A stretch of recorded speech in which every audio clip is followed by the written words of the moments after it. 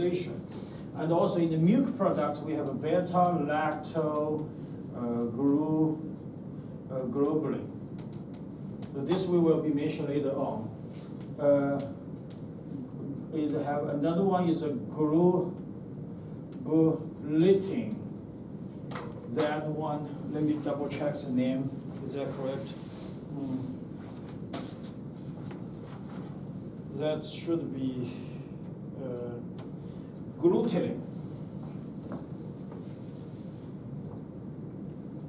So glutenin, and this is usually in the cereal. And another one we call it histone. And histone is a combination of lysine and arginine.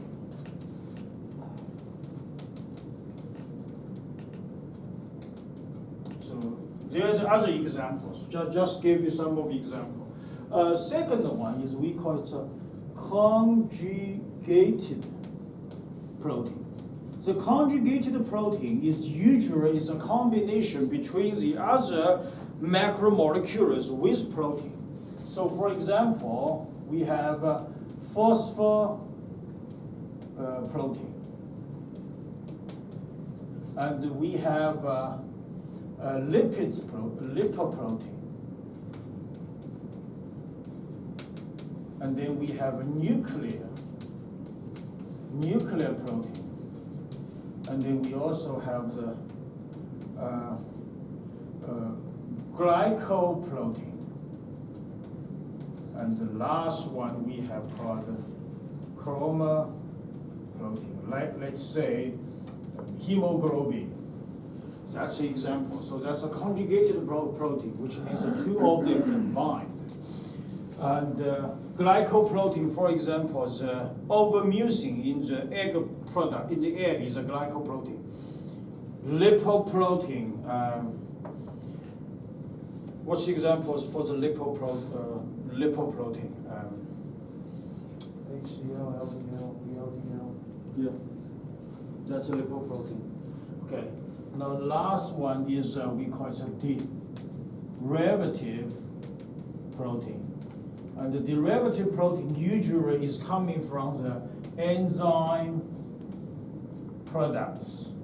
So the good example for that is in the lab, we always do 0.1% buffered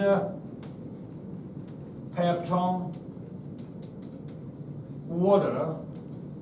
And what is this peptone from? It's from the enzymatic products. So that's derived protein. Okay, so I think that's pretty much all I have for here.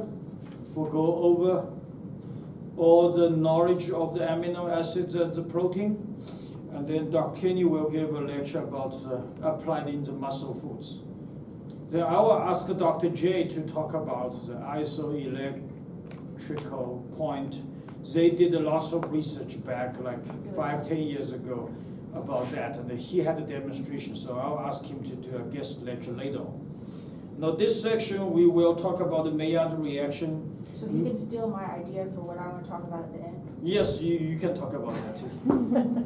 You can talk about that too, but he had prepared in the classes. I want him to do some demonstration. I think it's an important concept for that.